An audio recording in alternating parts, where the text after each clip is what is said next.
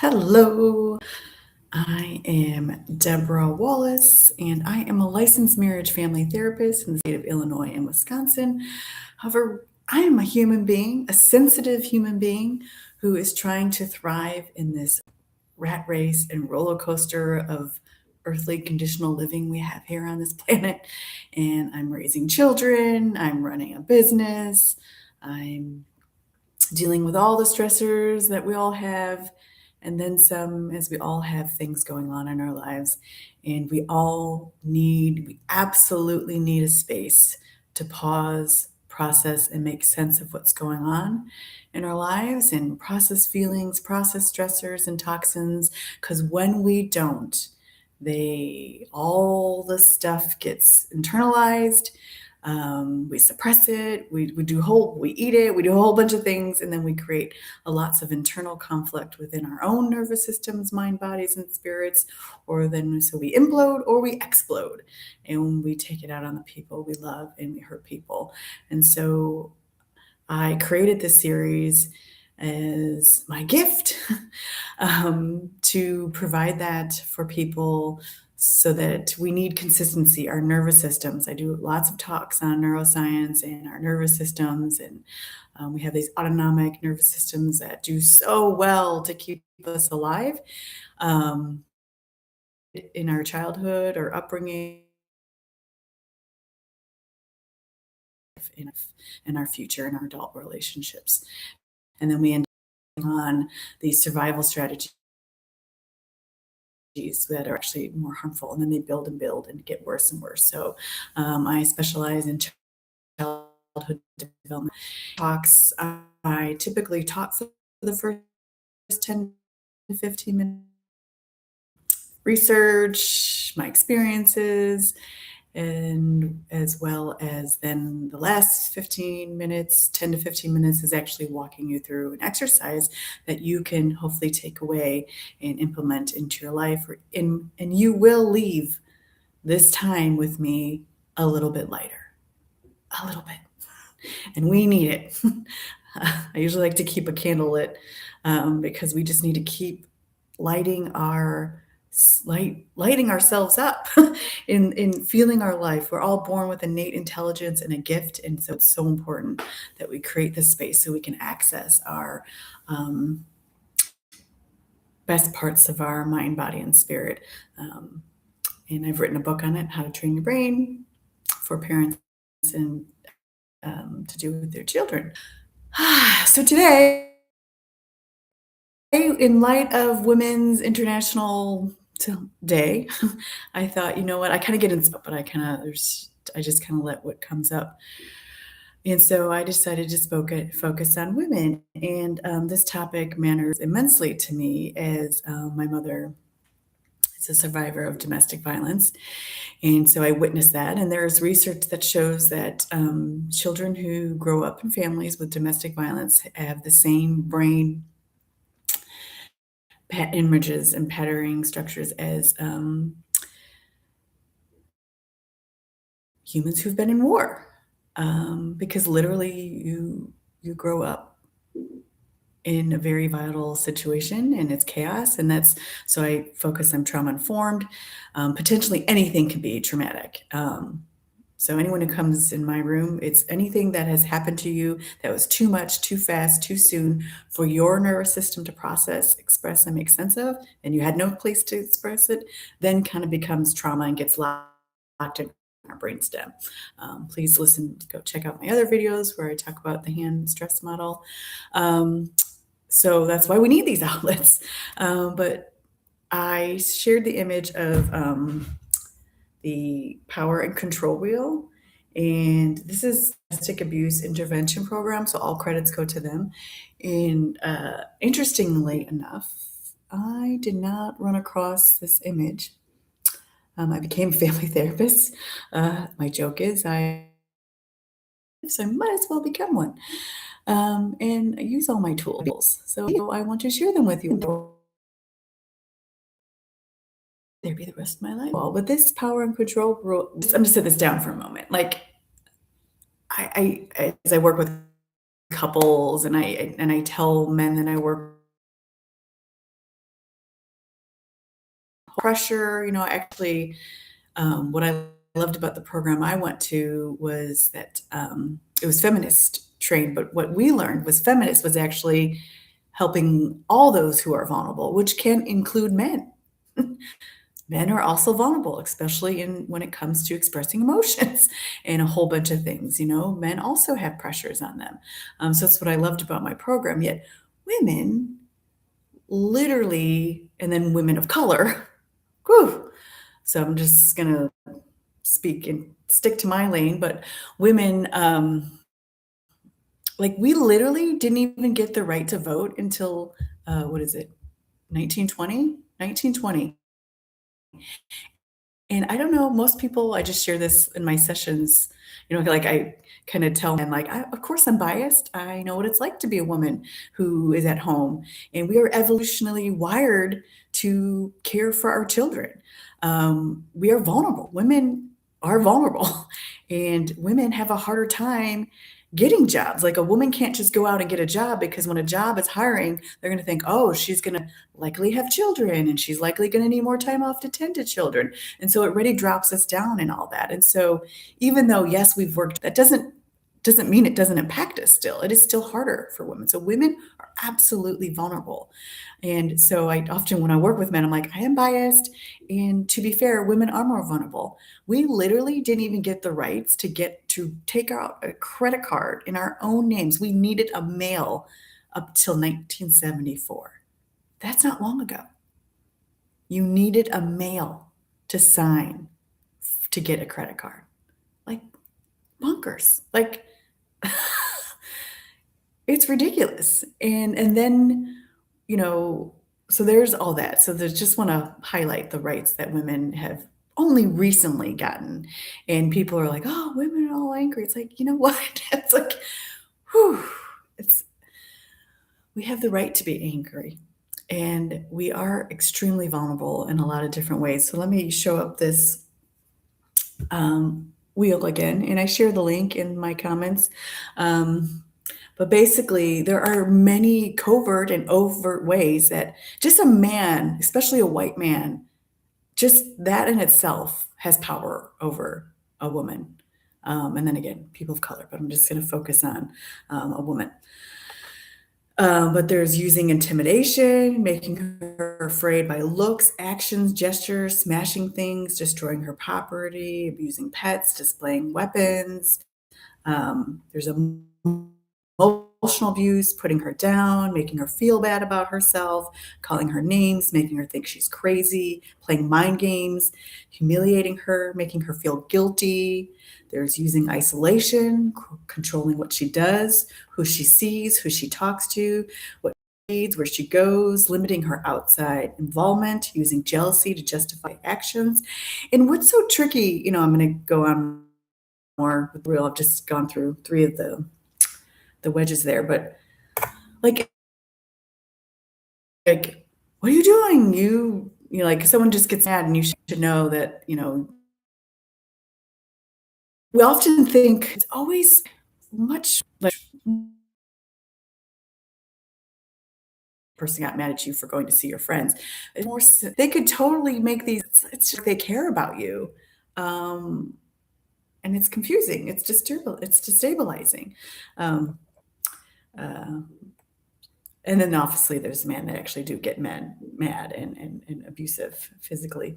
There's minimizing, denying, and blaming, making light of abuse, or not taking her concerns seriously, saying the abuse didn't happen, shifting responsibility, abusive behavior, saying she caused it. Oh, that's a common one. Goodness gracious. If you didn't do that, I would. Using children, making her feel guilty for the children, using the children to relay messages, using visitation to harass her, threatening, take away her children, using male privilege. Actually, that's kind of what I was just saying. Just the fact that a man is there can already, based on women's history, is already triggering. Can make you feel small and afraid and put you in fight, flight, or freeze, and fawn. fawn is a big one. Treating her like a servant, making all the big decisions, acting like the master of the castle, being the one to define men and women's roles. Next one is using economic abuse, preventing her from getting or keeping a job, making her ask for money, giving her allowance, taking her money, not letting her know about or have access to family income, and then using coercion threats, making or carrying out threats to do something to hurt her, threatening to leave her, to commit suicide, to report her to welfare, making her drop charges, making her do illegal things. And then, and so those are kind of middle wedge kind of talks about those kind of like, they're big things, but they could just come in these ways that are really confusing and you don't see them. And then the outer is the full actual physical, not, I mean, it's all violent, um, but the physical and sexual violence. It's like, because we don't even talk about, I mean, it's so disturbing what happens behind closed doors. And so I'm also wanted to do this talk because as I mentioned, my mother is a survivor of dementia. Well, now she is in the afterworld. She has transitioned, and I'm so happy she's out of suffering because witnessing her suffering my whole life was and so terrifying. And in fact, um, and you know, and the other thing about with women is it was safer. I often tell whenever I work with parents, I say, your children are going to be the worst with you because they trust you. They're safe with you. And that cycle goes on. So like I was, you know, obviously it's not my fault. I love myself through that, but you know, I was harder on my mom and called my mom out more because I knew she wouldn't hurt me. Whereas I wouldn't say a thing to my dad, that's for darn sure. um, so she took so much. She really did.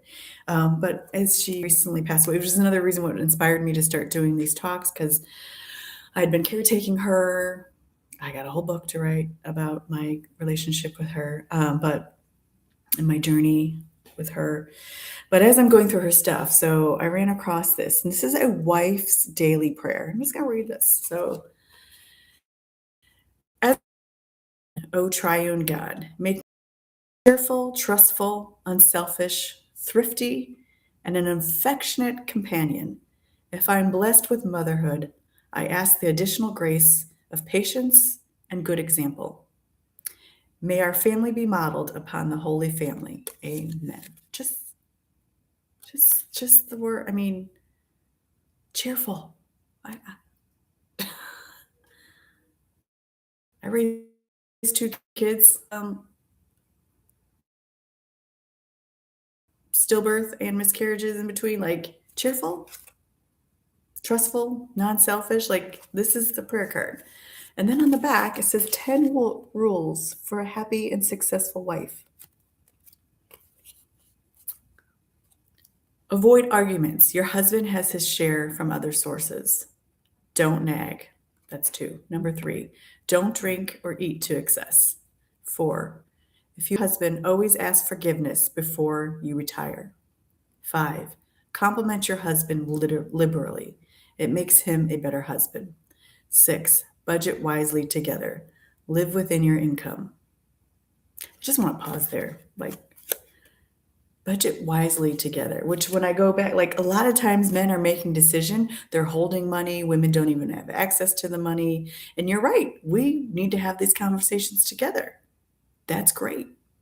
But men have been taught to hide money and put money aside and spend money on whatever they think they want and need. Whereas women are thinking about the children first. 7, be sociable and go out with your husband. 8, dress neatly and attractively for your husband and keep your home clean and cheerful. Raising children, oh my goodness, like it is so hard to raise children. They're human beings with spirits. They're vibrant, they're creative, they're all over the place. And we're not cheerful. That's not healthy to be cheerful all the time. Anyways, number 9, keep your household troubles to yourself. Praying together is lovely. I think that's great. Um, Stay together though if you're being abused.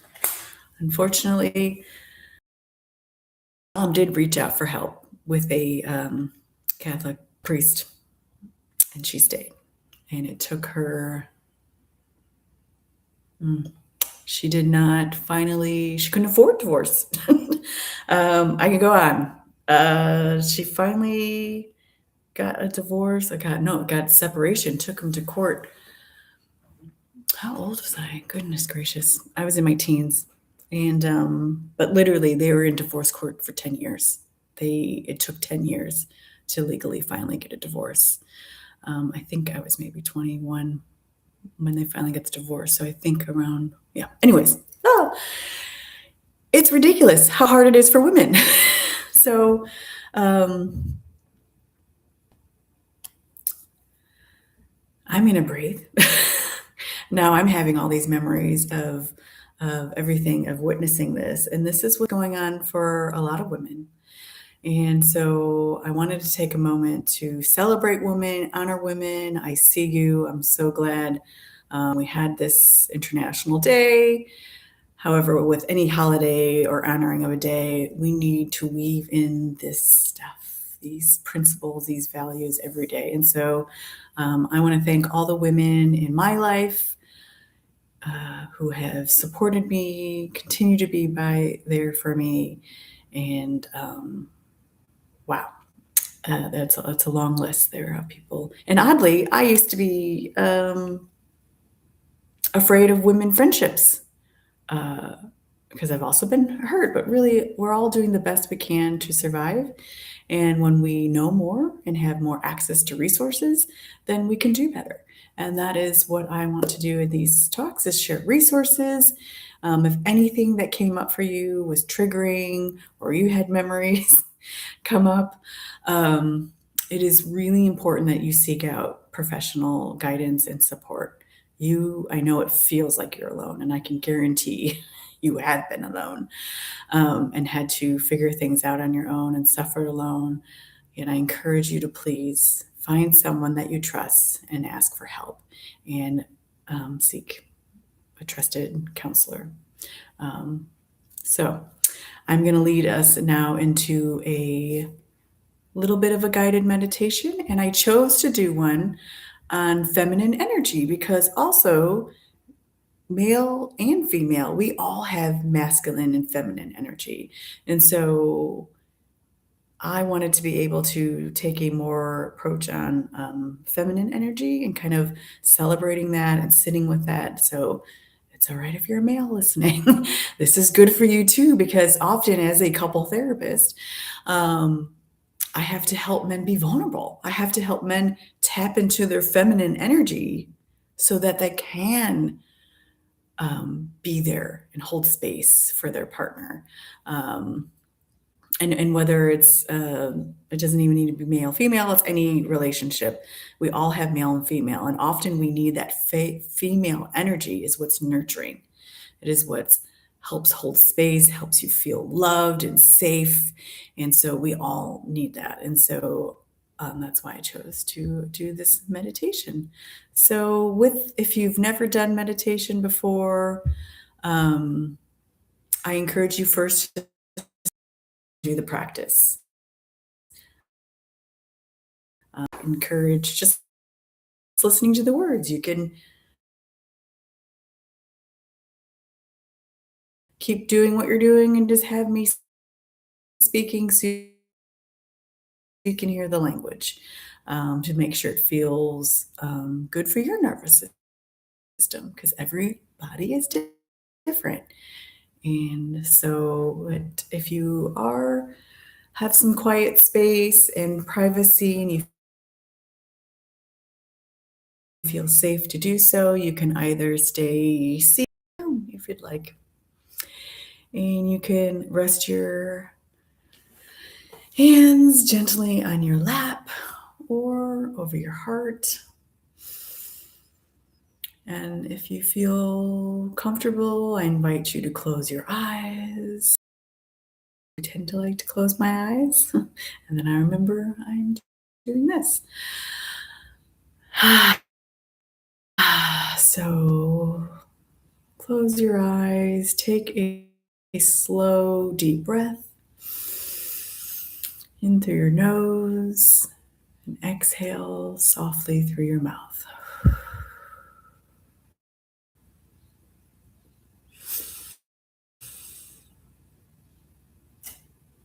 Feel the weight of your body supported by the earth beneath you, which may be the chair that you're sitting in. You're feeling your feet on the ground, or if you're laying down. Imagine roots extending from your spine and your feet deep into the ground in your safety and stability. And continue to breathe in through your nose, out through your mouth at a pace that feels soothing for you.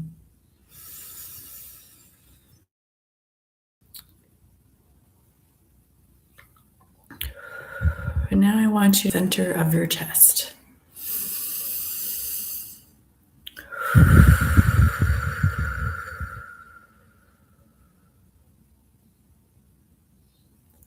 And visualize a soft, glowing light, perhaps a rose pink, golden.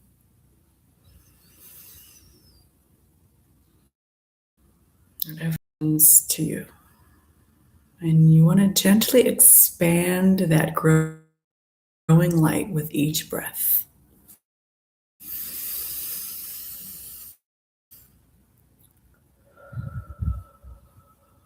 With every inhale, feel warmth and compassion filling your heart.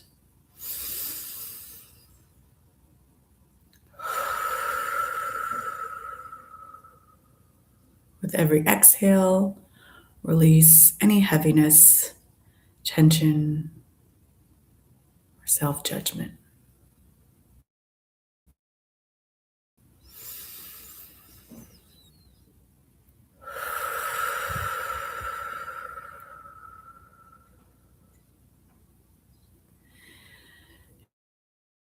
It's normal if your mind wanders or distraction comes, and I just want you to witness that and then let it float away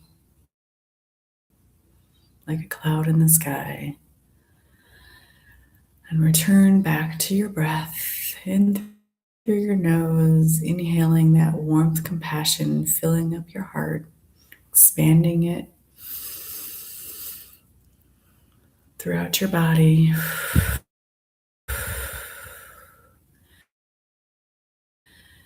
And every exhale, release the heaviness, tension, worries.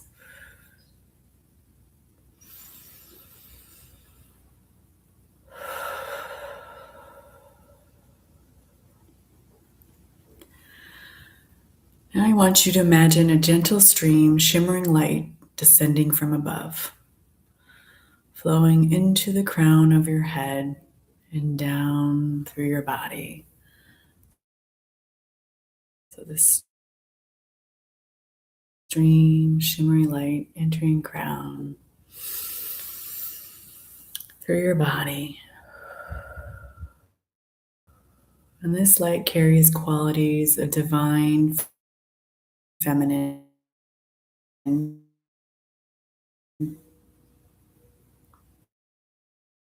energy, intuition, creativity, receptivity,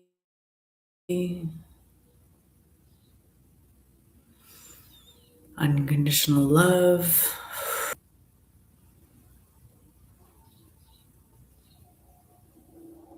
Let this energy swirl around your heart,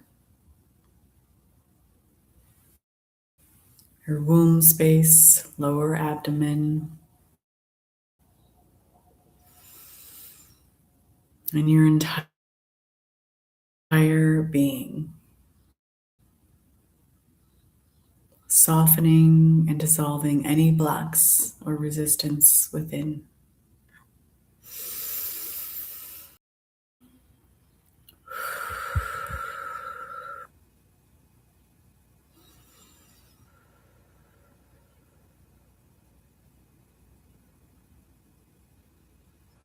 And then quietly in your own mind or aloud, like you say and affirm the following.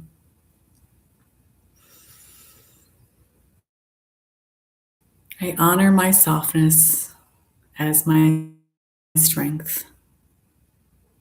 I trust my inner wisdom. I am whole.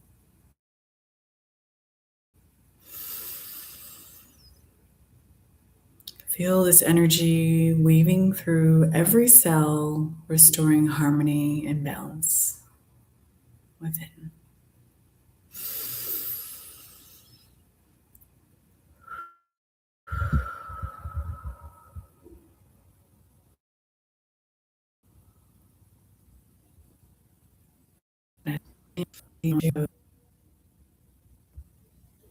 And I invite you to carry this renewed energy with you.